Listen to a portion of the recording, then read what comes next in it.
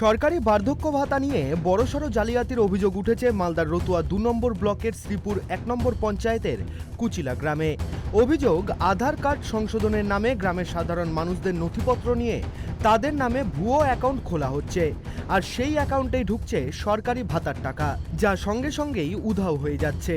একাধিক অভিযোগকারী জানিয়েছেন, আধার সংশোধনের জন্য তারা এলাকার এক গ্রাহক সেবা কেন্দ্রে গিয়েছিলেন।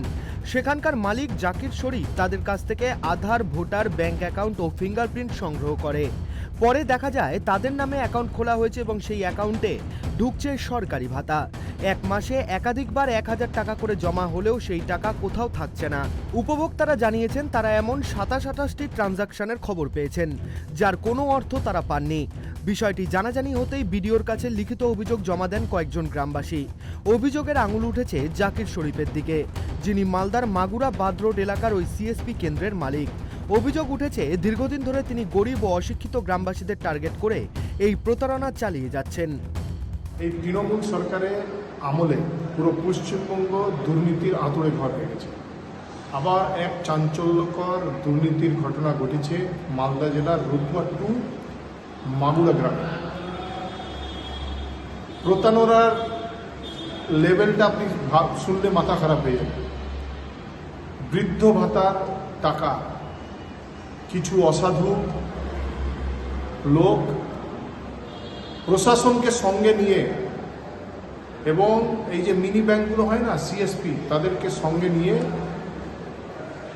আধার কার্ডের সংশোধনের নাম করে নিজেদের নাম অ্যাকাউন্টে হাজার হাজার টাকা বৃদ্ধ ভাতার টাকা ঢুকিয়ে দিচ্ছে।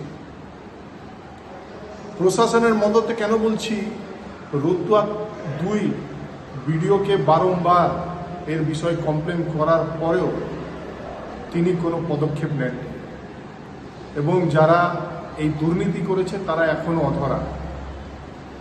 তো এই প্রশাসনের মদত ছাড়া এটা করা সম্ভব নয়। ঘটনার তীব্র প্রতিবাদ জানিয়েছেন তৃণমূল মুখপাত্র শুভময় বসু। জালিয়াত তো সব জায়গায় রয়েছে, আর জালিয়াতি তারা করছে। সরকার খুব স্ট্রিক্ট, এরকম ভাতা নিয়ে যারা এসব জালিয়াতি করছে, বিডিও সাহেব নিশ্চয়ই তদন্ত করছেন।